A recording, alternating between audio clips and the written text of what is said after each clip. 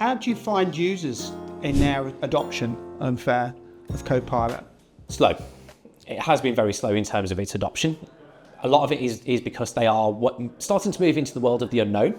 Yeah. And I think that there is a big generation gap between the early adopters and the people who we've got to bring on that journey. We've got to take them through that change management process. It has been very, very slow, but the more that we start to show what the art of the possible is, the more that we show what they can achieve with it, then ultimately that's going to start to get them more engaged with it.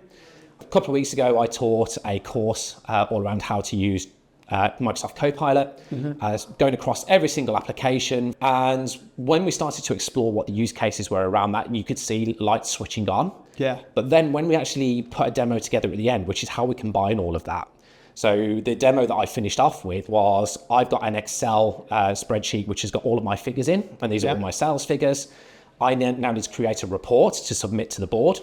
So I then referenced that file into Word and got it to generate 80%. And I love the 80-20 rule. So it's 80% of the work is done for me. 20% is me humanizing it and bringing through the context that it needs.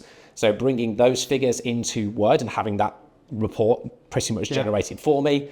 But then I also need to present it. So then bringing that as a reference into PowerPoint, then having the slides created for me, and then bringing it all together then into Outlook to then distribute it by bringing those files in and having the body of that email pretty much, again, 80% written for me. So actually, this is the content, this is what I'm presenting, this is when it's going to be done. There we go. And just being able to do all of that in minutes as opposed to hours, I think having that art of the possible is really important.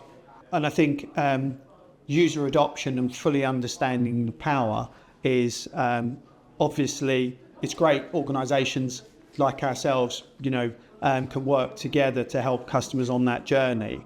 I think coming back to where organisations get started, one of the things that we do is have that initial conversation, make sure the organisation is ready from a security perspective, but then just spark some of the imagination working with some of the stakeholders, whether that's in HR, marketing, or even at the board, and do what we would call an envisioning session, which is let's take a business challenge, or let's talk about how what would help you in your everyday life, and then show how Copilot could do that. The other challenge that we see, especially on when organisations have, dare I say it, got an old file server that's sat in a corner, or even in the cloud.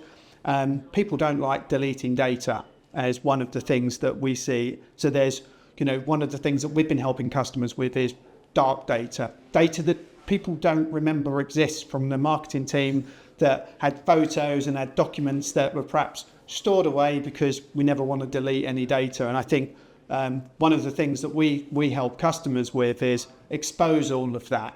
To your point, if that's on file systems, do we make the file systems available, or do we help them with organisations like yourself, move them to SharePoint to really unlock the information that they've got, but in a way that controls the permissions and security, so only the people with the right permissions can gain access to the right documents.